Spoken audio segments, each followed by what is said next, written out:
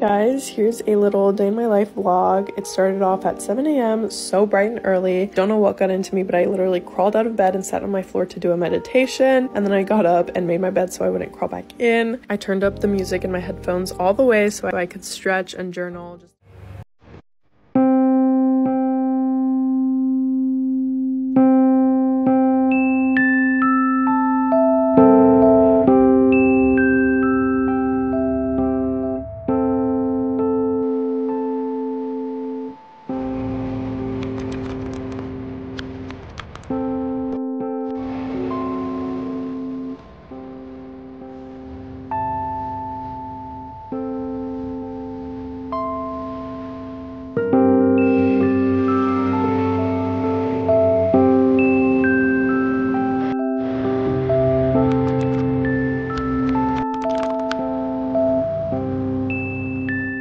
This is hustle culture. Late nights, early mornings. Rise and grind, hustle hard. Stay humble, hustle hard. Real hustlers don't sleep.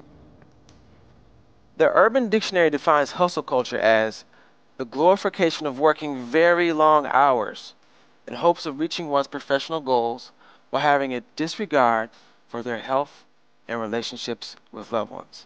Kita sering bilang sibuk itu keren. Bangun pagi, kerja tanpa henti, tidur larut, lalu ulangi lagi. Tapi pernah nggak kamu merasa capek? Bukan karena kerjaannya, tapi karena kamu sendiri nggak tahu kamu sedang ngejar apa. Di zaman ini, kata sibuk seolah jadi lambang keren. Semakin kamu sibuk, semakin kamu dianggap sukses. Di balik notifikasi yang tak ada habisnya, to-do list yang makin panjang dan pujian karena produktif, mungkin kita diam-diam sedang kehilangan arah. Hustle culture, budaya kerja tanpa henti, kerja siang malam, bahkan di akhir pekan. Liburan, tetap bawa laptop, istirahat, nanti kalau udah sukses katanya. Kita seringkali bangga karena sibuk, tapi di balik kebanggaan itu banyak yang mulai kehilangan arah. Lelah, tapi terus dipaksa. Semangat guys, capek sih, tapi takut ketinggalan. Bangun pagi, kerja 12 jam, lembur sampai malam, side hustle, self-development, semua demi kesuksesan. Tapi, kapan kita berhenti? Hustle culture, kultur yang memuja kerja keras tanpa henti, sering diromantisasi sebagai kunci sukses. Tetapi di balik glorifikasi, grind till you die, ada kelelahan, tekanan mental, dan pertanyaan, apa arti hidup jika kita hanya jadi mesin produktivitas?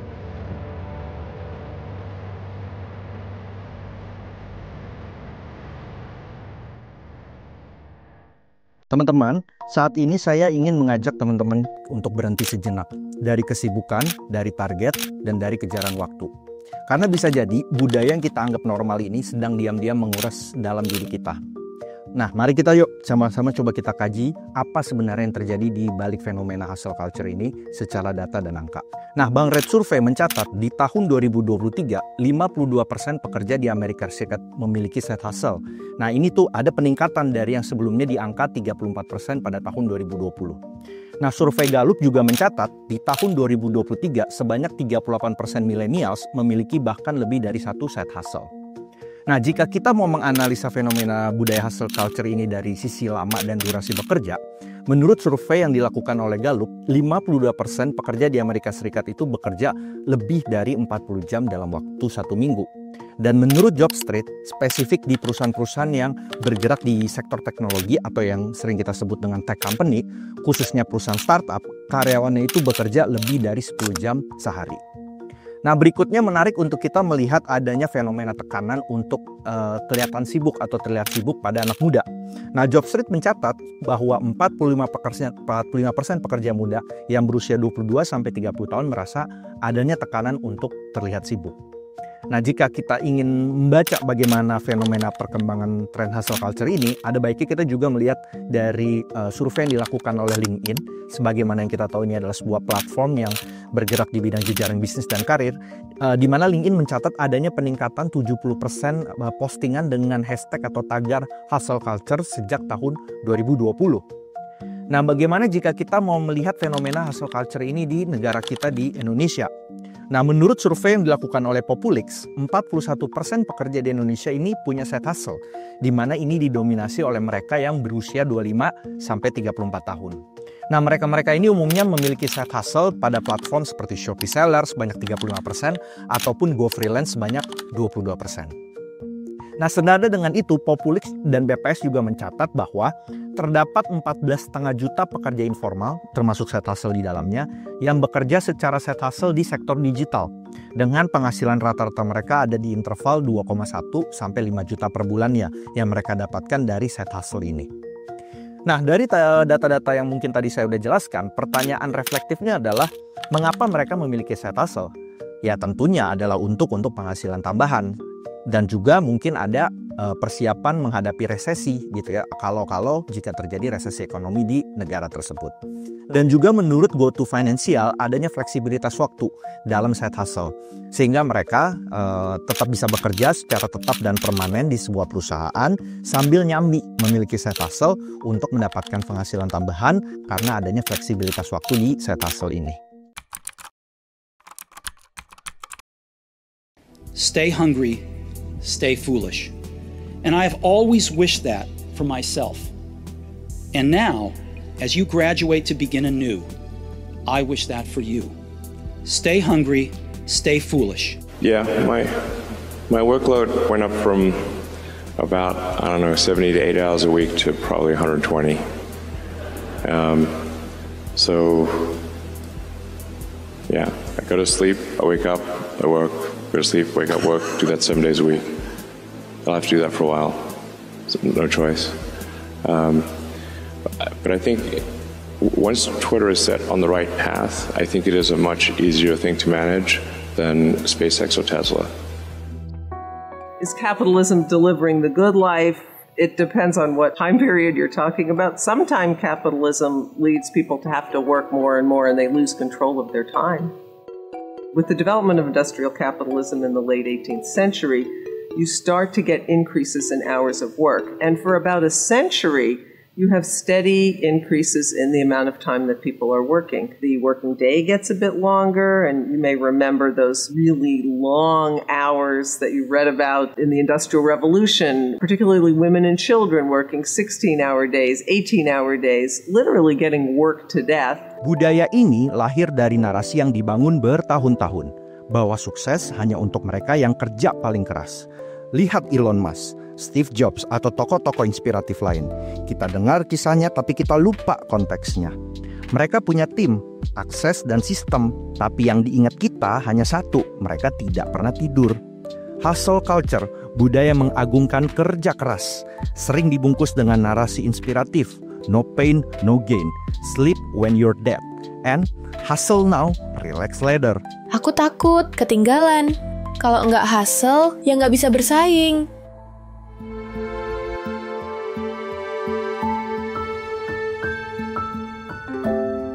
Nah, sebelum kita membahas apa dampak dari budaya hustle culture ini, saya ingin mengajak teman-teman semua untuk kita memahami dulu latar belakang yang menjadi akar penyebab dari munculnya budaya hustle culture ini. Tentunya kita akan bahas dari faktor ekonomi, dari faktor sosial, dari faktor psikologis, hingga budaya yang membuat munculnya tren budaya kerja tanpa henti ini. Nah, lewat data-data, saya ingin mengajak teman-teman untuk memetakan akar dari fenomena ini yang sudah menjadi bagian besar dalam hidup kita. Nah, menurut studi dari Federal Reserve, kenaikan inflasi di Amerika Serikat dari angka 2% di tahun 2020 ke 6,5% di tahun 2023 ini juga diikuti dengan peningkatan pekerja side hustle dari 34% ke 52%. Nah, sama seperti di Amerika Serikat, di negara-negara Eropa, ya seperti Spanyol, Jerman, dan Polandia, kenaikan tingkat inflasi ini juga diikuti juga dengan pertumbuhan side hustle dari tahun ke tahunnya. Nah, saya ambil contoh misalnya di negara Polandia, dengan tingkat inflasi ada di level 12% di tahun 2023, side hustle-nya bertumbuh sebesar 45% selama tahun 2020 sampai tahun 2023. Nah, bagaimana hubungan antara inflasi dengan side hustle kalau mau dilihat di negara kita Indonesia? Nah, menurut data BPS dan Bank Indonesia, di Indonesia sendiri kenaikan inflasi dari angka 2,7% di tahun 2020 ke 5,5% di tahun 2023. Nah, diikuti juga dengan peningkatan pekerja sampingan dari 28% ke 40%. Nah, 32% para pekerja sampingan ini memilih sektor makanan dan juga minuman untuk mendapatkan penghasilan tambahan. Dan sebanyak 25% memilih sektor transportasi untuk mendapatkan penghasilan tambahan dengan menjadi part-time driver atau ojek online. Nah, berikutnya, apa yang menjadi alasan mereka nih memiliki pekerjaan sampingan? Nah, menurut survei yang dilakukan Populix, 78% responden mengatakan mereka mengambil side hustle ini karena kebutuhan hidup yang lebih mahal. Dan 45% menyebut kalau penghasilan utama memang tidak lagi mencukupi. Nah, Bank Indonesia juga mencatat adanya penurunan upah real sebesar 1,2% di tahun 2023 yang menyebabkan 34% pekerja harus mengambil side job untuk mendapatkan tambahan penghasilan. Nah, kalau tadi kita membahas faktor-faktor ekonomi secara makro dan mikro sebagai dasar yang melatar belakangi munculnya budaya hustle culture ini, nah sekarang kita coba akan kaji ini secara faktor sosial dan faktor psikologis. Menurut American Psychological Association, 90% Gen Z itu merasa tanpa sadar adanya tekanan dari media sosial untuk tampil sukses dan produktif. Dan menurut studi yang dilakukan oleh Harvard Business School, dalam kultur modern ini, kesibukan ini diasosiasikan dengan status sosial yang tinggi. Nah, orang ini terlihat super sibuk, orang yang terlihat super sibuk itu dianggap dalam tanda kutip lebih sukses dan lebih penting. Dan tentunya kalau kita tidak bisa mengatakan bahwa media sosial juga turut berperan dalam menumbuh suburkan budaya hustle culture ini. Nah, setiap menit sekarang 16.000 video diunggah ke TikTok, di mana ini mencerminkan volume konten produksi yang tentunya sangat tinggi, termasuk di dalamnya produksi konten-konten yang bertema produktivitas dan rutinitas pagi. Nah, hingga Februari 2023, hashtag morning routine telah mencapai 15 miliar tampilan di TikTok. Dan hingga awal tahun 2025, hashtag morning routine ini telah digunakan dalam lebih dari 48 juta postingan di TikTok. Nah, berikutnya saya juga ingin mengutip beberapa pendapat ahli dan pengamat dalam pandangannya mengenai latar belakang yang menjadi penyebab budaya hustle culture ini. Nah, Brent Brown, seorang peneliti kerentanan dan kepemimpinan, mengatakan bahwa exhaustion is become a status symbol. Nah, di sini beliau bilang bahwa kelelahan sekarang memang dijadikan lambang kebanggaan, ya, sebuah tanda bahwa kita berhasil dan sukses. Lalu berikutnya juga Carl Sanderstorm dan Andreas Spicer dalam bukunya The Wellness Syndrome menulis bahwa dorongan untuk maksimal memang tak hanya di pekerjaan tapi juga dalam istirahat, makan, olahraga, bahkan tidur. Jadi pada akhirnya semuanya jadi beban performa untuk selalu tampil maksimal. Kemudian Arlie Hochschild, seorang sosiolog dan penulis buku The Managed Heart, juga menulis, di era modern pekerjaan ini memang menjadi tempat utama, bahkan bisa menggantikan makna rumah. Nah, dari semua faktor-faktor yang sudah saya jelaskan tadi, ada beberapa key point nih yang bisa kita jadikan pembelajaran yang apa yang menjadi latar belakang yang melatar belakangi munculnya dan berkembangnya fenomena budaya hustle culture ini. Yang pertama ya tadi, pastinya tentunya faktor ekonomi. Tingkat inflasi, upah stagnan bahkan cenderung turun, kebutuhan hidup yang lebih mahal, penghasilan utama yang tidak lagi mencukupi, membuat banyak orang yang memang harus mengambil side hustle. Yang kedua, ada faktor yang memang juga secara tidak sadar terjadi, bahwa terdapat glorifikasi sebuah narasi bahwa sibuk itu dianggap keren. Yang ketiga, konten-konten bertema produktivitas dan rutinitas pagi memang pada akhirnya sangat populer di kalangan anak muda, khususnya di platform seperti Instagram maupun TikTok. Hal ini akhirnya menciptakan standar sosial yang dapat menimbulkan tekanan untuk selalu tampil produktif dan dalam performa terbaik. Dan yang keempat, algoritma juga memperkuat persepsi bahwa hidup yang ideal sama dengan hidup yang sukses dan tertarget. This push for more and being better has two impacts. One is I think it collectively hurts our societal well-being. You know, being in this kind of meritocracy where we could all be the best of the best if we keep competing with one another and fighting ourselves, that doesn't lead to a great society. You know, it leads to a very individualist society where we're all selfishly looking out for ourselves. It doesn't lead for the kind of collective harmony and the kind of collective goodwill that we want as a society. But it has a second bad impact, which is that I think it negatively impacts our own happiness. The evidence really suggests that our well-being seems to come from being other-oriented, from extending compassion to other people and to ourselves. Pushing ourselves endlessly like this sort of horrible drill instructor is not a great recipe for our own improved happiness either. Kita mulai mengukur harga diri dari seberapa padat jadwal kita. Kita merasa bersalah saat santai. Padahal, kapan sih terakhir kali kita benar-benar menikmati waktu luang? Kapan terakhir kali kita tidur tanpa rasa cemas karena belum selesai deadline kerjaan? Kita menjadi korban dari narasi. Kalau kamu capek, berarti kamu di jalan yang benar. Padahal jalan yang benar bukan berarti harus bikin kita hancur. Kita dikelilingi kontradiksi. Di media sosial, hustle culture terlihat glamor, tapi jarang ada yang membahas anxieties, insomnia, atau rasa hampa saat tujuan sukses itu tercapai. Para ahli menyebut ini achievement paradox. Semakin kita mengejar produktivitas, semakin mudah kita kehilangan makna. Bukan kerja kerasnya yang salah, tapi ketika kita mengabaikan kemanusiaan di dalam diri kita sendiri, yang butuh istirahat, hubungan sosial, dan kebahagiaan sederhana.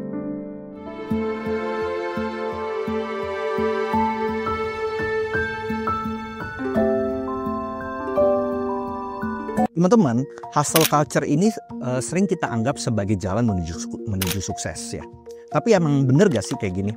Nah, saya coba akan bedah ini lewat data-data dan saya ingin mengajak kita semua untuk memahami bagaimana budaya kerja berlebihan ini berdampak nyata mulai dari produktivitas, kesehatan mental, hingga kepuasan hidup. Nah, pertama mari kita coba lihat dari sisi hubungan sosial dan kualitas tidur. Menurut survei yang dilakukan oleh YouGov, 57% pekerja mengaku hubungan keluarga menjadi terganggu karena overwork.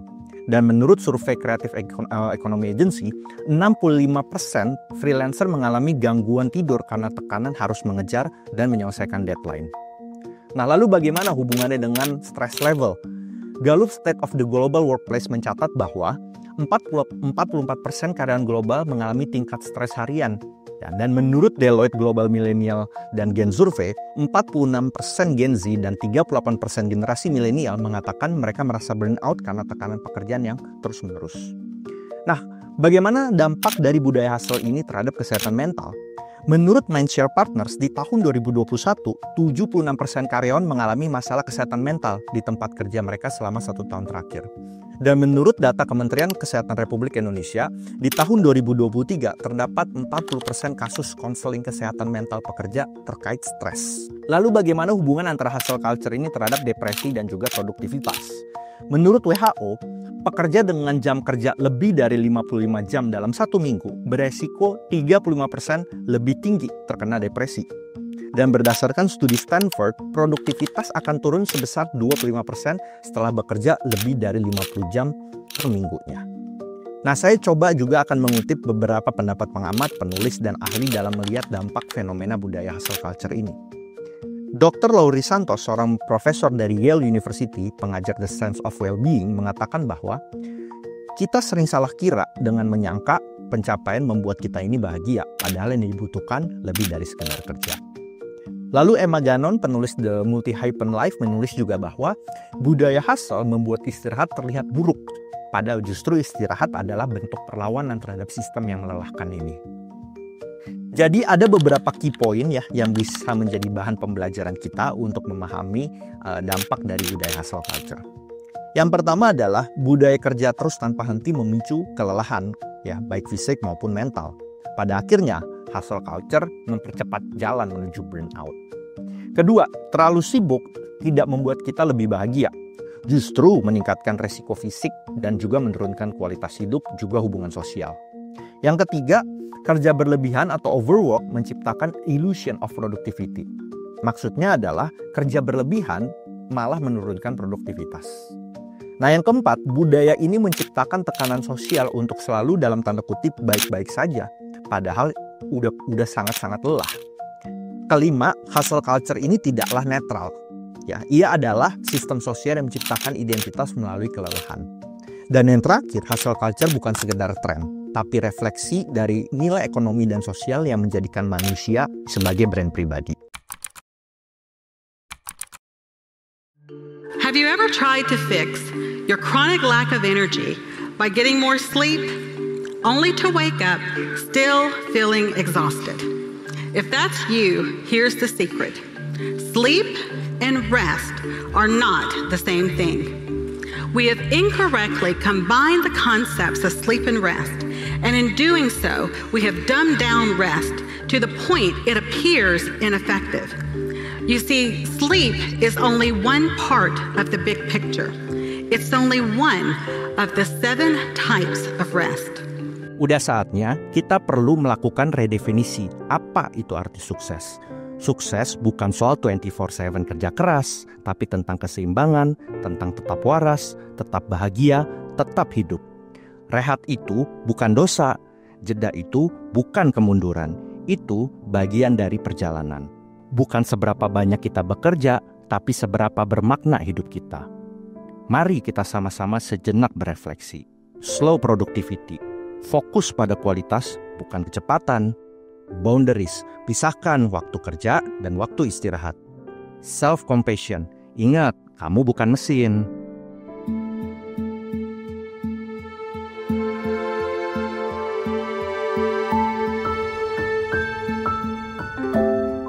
Teman-teman, hustle culture ini memang sering dibungkus dengan gaya hidup ambisius. Ya, tapi ketika kita coba mau melihat korelasinya dengan stres, kelelahan, dan bahkan penurunan produktivitas, kita bisa mengkaji ini secara lebih utuh. Nah, saatnya nih sekarang kita coba melihat gambaran besarnya ya, melalui angka dan pola dan juga hubungan yang mungkin selama ini nggak kita pahami. Pertama, mari kita coba lihat korelasi antara jam kerja dengan tingkat burnout. Nah, data dari WHO dan ILO menunjukkan bahwa 5.000 pekerja yang diteliti ditemukan adanya korelasi positif antara jam kerja dengan tingkat burnout. Artinya di sini bahwa semakin lama seseorang bekerja setiap minggunya, semakin besar kemungkinan ia mengalami kelelahan mental atau burnout. Nah, ini contoh konkretnya. Pekerja yang bekerja lebih dari 55 jam dalam satu minggu memiliki resiko 1,7 kali lebih besar mengalami burnout dibandingkan yang bekerja dengan jam dan durasi kerja normal. Nah, selanjutnya mari kita coba lihat korelasi antara hubungan side hustle dengan stres finansial. Menurut survei yang dilakukan Bank Rate, ya, yang meneliti pengaruh jumlah side hustle dan pendapatan tambahan terhadap tingkat stres finansial, ditemukan bahwa jumlah side hustle yang semakin banyak justru membuat stres finansial makin tinggi. Dan penghasilan tambahan, meskipun cenderung mengurangi stres, itu pengaruhnya tidak signifikan. Nah, dari sini berarti bahwa makin banyak pekerjaan sampingan atau side hustle, bukannya makin tenang, malah makin stres. Uangnya emang nambah, tapi beban waktu dan energi juga meningkat. Pendapatan tambahan tidak otomatis bisa bikin hati kita lebih lega karena waktu istirahat dan keseimbangan hidup jadi terganggu. Nah, bagaimana sekarang melihat korelasi antara hustle culture dengan produktivitas? Studi dari Stanford University menunjukkan bahwa bekerja terlalu lama justru malah menurunkan produktivitas secara signifikan. Bahkan pekerja yang bekerja selama 70 jam per minggu ternyata menghasilkan output yang sama seperti pekerja yang bekerja selama 55 jam per minggu. Ini berarti bahwa kerja lebih lama tidak memiliki korelasi dengan hasil yang lebih banyak. Dan kalau tubuh dan pikiran emang udah lelah, kerja 70 jam pun nggak akan beda hasilnya dengan yang kerja 55 jam. Dan pada akhirnya, bagaimana korelasi antara hustle culture dengan kepuasan hidup? Data dari OECD Better Life Index yang meneliti hubungan antara hustle culture dan kepuasan hidup di 3 negara besar, Jepang, Jerman, dan Amerika Serikat. Nah, dari sini bisa didapatkan bahwa semakin tinggi jam kerja, justru semakin rendah tingkat kepuasan hidup. Nah, kita ambil Jepang misalnya menjadi contoh paling ekstrim di mana budaya kerja keras ternyata sangat berpengaruh pada rendahnya kebahagiaan warga di sana. Dan hustle culture tidak berkorelasi dengan happy life. Ya, walau terlihat produktif, banyak orang justru merasa hidupnya hambar, lelah, bahkan kosong. Nah, lebih dari sekedar sibuk, saya ingin mengajak teman-teman juga untuk kita sejenak berefleksi ya mengenai apa kata filsafat tentang hidup yang berarti. Dalam filsafatnya, kamus mengajak dan menyebut bahwa hidup ini absurd. Kadang nggak masuk akal, membingungkan, dan juga penuh kontradiksi. Tapi justru karena itu kita punya hak untuk memberontak terhadap hal-hal yang menekan kita. Nah, apa maksud pemberontakan di sini? Bukan memberontak dalam arti kasar ya atau marah-marah, tapi melawan dengan cara yang tenang dan penuh kesadaran. Nah, di tengah dunia yang semakin sibuk, penuh deadline, penuh hustle ini, dan ambisi yang nggak pernah habis ini, pemberontakan terbaik memang adalah dengan berhenti sejenak. Lalu apa kata Jean Paul Sartre? Jean Paul Sartre mengatakan bahwa manusia ini dikutuk untuk bebas. Kita adalah apa yang kita pilih. Yang artinya, menurut Sartre adalah kita bertanggung jawab penuh atas hidup kita. Pilihan kitalah yang membentuk siapa kita. Lalu Nietzsche mengatakan juga, dia yang memilih mengapa untuk hidup akan mampu menanggung hampir semua bagaimana. Nah, maksud Nietzsche adalah, kalau kamu tahu alasan kamu hidup, kamu akan sanggup melewati tantangan seberat apapun. Dari kedua pemikir ini, ya Jean-Paul Sartre dan Nietzsche, kita bisa belajar bahwa hidup ini bukan cuma soal kerja dan produktivitas. Lebih dari itu, hidup adalah tentang nilai-nilai pribadi yang kita pegang. Yang kedua, emang kita ini bukan robot. Kita punya kekuatan untuk memilih, berpikir, dan memberi makna atas setiap keputusan dan tindakan kita. Dan yang ketiga, tidak ada jawaban yang pasti tentang arti hidup ini. Makna hidup itu personal, ya, dan setiap orang perlu menemukannya sendiri. Nah, saya juga akan membawa sedikit pemikiran dari Seneca dalam filsafat Stoa ya, yang mengatakan bahwa bukan waktu yang kita miliki terlalu sedikit, tapi waktu kita yang terlalu banyak yang kita buang. Yang artinya bahwa bukan kita soal kekurangan waktu, tapi seringkali kita tidak menggunakannya dengan bijak. Kita buang waktu kita untuk hal-hal yang tidak penting, bukan karena waktu itu terbatas. Dari Seneca kita belajar bahwa pertama, kadang kita menjalani hidup ini emang kayak lomba ya, selalu terburu-buru seolah-olah kita dikejar-kejar waktu. Padahal waktu itu nggak pernah ngejar-ngejar kita. Kitalah yang terus berlari tanpa benar-benar tahu kemana arah hidup kita. Dan yang ketiga, makna hidup dan arah yang sejati hanya bisa ditemukan saat kita berhenti, ya, diam dan mendengarkan hidup itu sendiri. Nah, terakhir saya akan membawa pemikiran dari tradisi Zen dan Tao untuk kita bisa secara bijaksana menyingkapi budaya hustle culture ini. Lao Tzu, filsuf Tao, mengatakan bahwa doing nothing is better than being busy doing nothing. Lebih baik kita tidak melakukan apa-apa dengan sadar daripada sibuk tanpa arah dan makna. Nah, banyak orang terlihat sibuk, tapi sebenarnya hanya mengisi kekosongan, bukan menjalani hidup secara utuh. Dari Zen dan Tao kita bisa secara bijaksana belajar bahwa kita sering memang terlalu sibuk hanya untuk lari dari keheningan. Tapi justru dalam hening dan diam, kita bisa menemukan jawaban dan kedamaian yang tidak ditemukan dalam kebisingan aktivitas. Nah, terakhir, tidak melakukan apa-apa bukan berarti hidup ini nggak berarti. Justru dalam diam, kita hidup, kita hadir, benar-benar hadir dan merasakan hidup. Unlike policies in which one party profits at the expense of another, the 4-day week can benefit workers, companies, and society. And it can even be a gateway for addressing climate change. But first, let's talk about the workplace.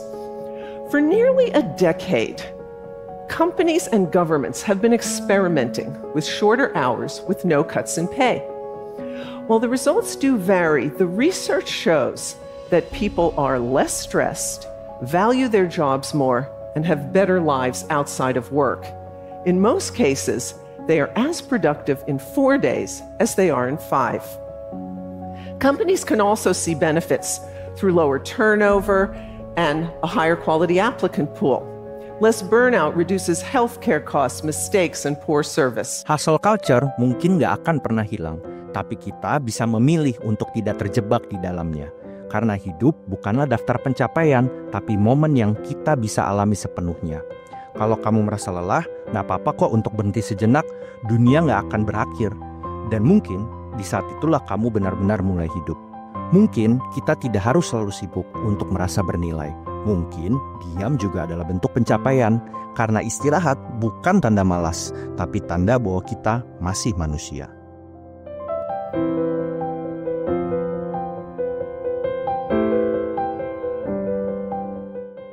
Setelah kita tadi memahami begitu banyak sisi dari hustle culture, mulai dari asal-usulnya, dampaknya, hingga hubungannya dengan berbagai aspek dalam hidup kita. Nah, sekarang mungkin saatnya kita bertanya, terus apa dong yang bisa kita lakukan? Bukan untuk melawan kerja keras, tapi untuk menjaga agar kita tetap waras. Di bagian ini, saya coba akan membagikan beberapa rekomendasi nyata, strategi yang bisa kita terapkan dalam hidup sehari-hari, yang mungkin bisa membantu kita bekerja lebih cerdas, bukan sekedar lebih keras. Nah, yang pertama kita mulai dari diri sendiri kita dulu ya, yang bisa kita kendalikan. Pertama, tetapkan batasan yang jelas. Gunakan time blocking ya. Pisahkan waktu untuk kerja, waktu istirahat, waktu hiburan, dan juga waktu pribadi. Contoh nih, setelah jam 7 malam, no work email. Ya, itu kalian bisa pakai untuk waktu buat keluarga dan waktu ke diri kalian sendiri atau me time. Nah, ini berarti juga jangan biarkan pekerjaan ya mengganggu seluruh hidup kamu ya. Kamu memang punya hak dan kamu berhak untuk punya waktu kamu pribadi. Kedua, terapkan 2-minute rules ya dari David Allen ya. Prinsipnya simple. Kalau sesuatu bisa diselesaikan dalam waktu kurang dari 2 menit, kerjain aja langsung ya. Kalau lebih dari itu segera jadwalkan dalam bentuk to-do list ya. Artinya juga jangan menumpuk hal kecil. Kerjain yang bisa dikerjain secara cepat dulu supaya pikiran kita lebih ringan dan tugas ini nggak numpuk. Nah yang ketiga ya, ukur produktivitas itu dari dampak bukan dari durasi. Fokus ke hal yang penting bukan yang banyak. Nah, daripada kalian bikin to-do list yang panjang yang nggak realistis, cukup fokus ke 3 tugas terpenting setiap harinya. Dan yang keempat, latihlah diri kalian untuk berbelas kasih kepada diri kalian sendiri. Jangan kalian merasa bersalah ya kalau gagal ataupun juga kalian butuh istirahat. Istirahat itu bukan tanda kita malas, tapi investasi untuk ide dan energi yang jangka panjang. Nah, berikutnya mungkin juga rekomendasi untuk lingkungan kerja atau tempat kerja. Yang pertama adalah kita harus bisa membuat lingkungan kerja melakukan normalisasi bahwa istirahat itu adalah hak ya. Dorong budaya ya, no after hours chat. Jadi artinya hindari kirim pesan-pesan kerja atau semua hal-hal yang sifatnya berbau kerjaan di luar jam kerja yang mungkin sering dilakukan di grup WhatsApp ya. Waktu itu hak ya, bukan kemewahan. Semua orang butuh rehat tanpa gangguan.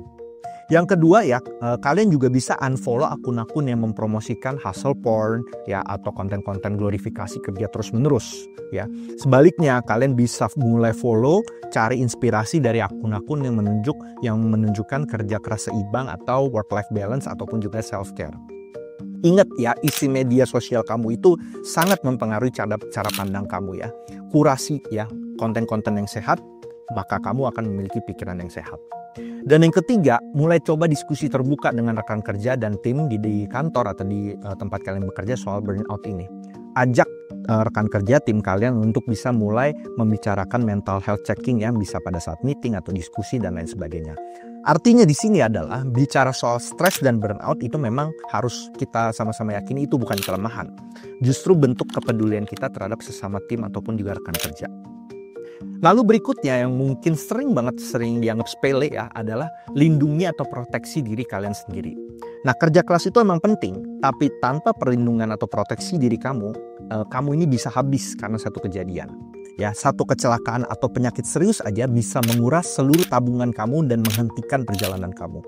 Nah, kalian harus paham nih bahwa proteksi itu bukan pengeluaran mindsetnya ya, tapi benteng untuk menjaga hasil kerja keras kamu. Nah, kalian wajib punya nih minimal banget BPJS ya, asuransi BPJS kesehatan, dan tambahan kalau bisa lebih baik lagi, kalian punya asuransi kesehatan. Dan bagi yang punya tanggungan ya, keluarga orang tua, harus ada juga asuransi jiwa. Asuransi disabilitas ya, atau itu juga penting kalau amit-amit ya hal buruk terjadi, kamu tetap bisa dapat penghasilan. Nah, berikut juga yang sama pentingnya adalah safety net atau jaring pengaman ya. Kamu kerja keras yang malam gak ada gunanya kalau uangnya habis buat gaya-gaya hidup atau untuk memenuhi hawa nafsu kamu.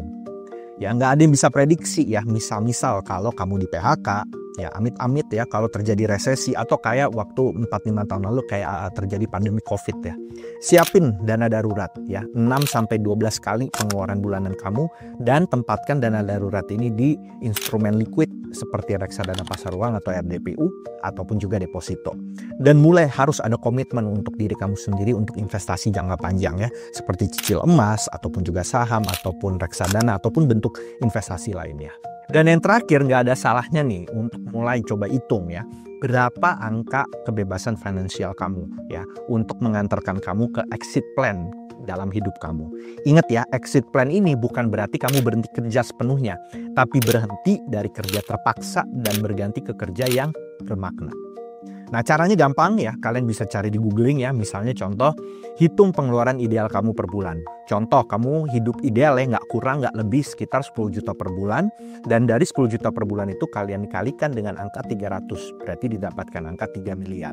Nah, kalau 3 miliar ini diinvestasikan secara bijak, ya kamu bisa hidup dari estimasi investasi balik hasilnya itu 4% per tahunnya, tanpa harus mengurangi investasi pokoknya. Kamu bisa tetap hidup nyaman tanpa harus bekerja aktif seumur hidup, asal punya strategi dan disiplin ya. Kuncinya di sini disiplin dalam keuangan. Kebebasan finansial ini bukan mimpi ya, bukan mimpi sama sekali. Ini sesuatu yang real dan bisa dicapai kalau kamu persiapkan dan rencanakan mulai dari sekarang. Sukses bukan soal siapa yang paling cepat, tapi siapa yang tahu kapan harus berhenti dan bertanya, apakah aku bahagia? Jadi, berhentilah sebentar, bukan untuk menyerah, tapi untuk pulih. Untuk hidup, bukan sekedar bertahan hidup.